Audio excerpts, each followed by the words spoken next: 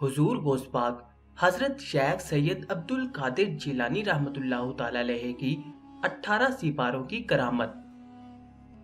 روایات میں آتا ہے کہ حضور سیدنا غوث اعظم رحمۃ اللہ علیہ جب پڑھنے کے لائق ہوئے تو آپ رحمۃ اللہ تعالی علیہ کو قرآن مجید کی تعلیم کے لیے ایک مدرسے میں لے جایا گیا تاکہ آپ رحمۃ اللہ تعالی علیہ قرآن مجید حفظ کریں۔ جب آپ رحمۃ اللہ تعالی علیہ اپنے استاد کے سامنے دو زانو ہو کر بیٹھ گئے تو استاد نے کہا، پڑھو بیٹے، بسم اللہ الرحمن الرحیم۔ آپ رحمۃ اللہ تعالی علیہ نے بسم اللہ الرحمن الرحیم پڑھنے کے ساتھ الف لام میم سے لے کر مکمل 18 سپارے زبانی سنا دیے۔